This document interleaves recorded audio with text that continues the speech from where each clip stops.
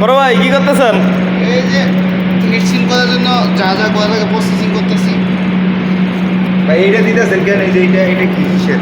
এটা দিতেছি হইলো গিয়া তোমার যে কপার টেপটা আছে হ্যাঁ, এর নিচে একটা আছে সেমি কন্ট্যাক্ট। এর নিচে একটা সেমি কন্ডাক্টর। এই যে কালো, হ্যাঁ এটা সেমি কন্ট্যাক্ট। এর হ্যাঁ। নিচে যেটা আছে সেটা হলো এক্সেল ইনসুলেশন। এই এখন এটা দিয়ে যখনই তোমার 11,000 ভোল্টেজটা পাস হয় তখন কিছু লিকেজ হ্যাঁ বাইরে আসে, সেই লিকেজটা এই সেমি কন্ট্যাক্টে নিয়ে নেয়, নিলে তখন এই কপার টেপে দেয় ট্রান্সফার দিলে।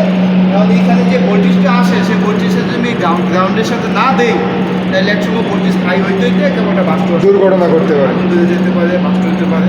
তার জন্য যাতে লিকেজ কারেন্টটা আমাদের যাতে গ্রাউন্ডের সাথে মিশে যায়, এই জন্য আমরা এখানে এইটা ফ্লেক্সিবল কি আছে কেবল আছে, এটা দিয়ে আমরা এইখান থেকে তিনটা একসাথে দিলে এটা দিয়ে আমরা গ্রাউন্ডের সাথে নিয়ে লাগাই। আচ্ছা, মানে এই কপার টিউবের সাথে তিনটা আর্থিং নিয়ে আবার এইটার সাথে দিয়ে এইটা গ্রাউন্ডিং এর সাথে দিয়ে দিবেন, আমরা যে এখানে গ্রাউন্ডিং আছে যাতে লিকেজ কোনো কারেন্ট আসলে যেহেতু 11 না কেবি, থাকতে পারে। যেহেতু 11 কেবি লিকেজ কিছু আসলে এটার সাথে গ্রাউন্ড নিয়ে যায়।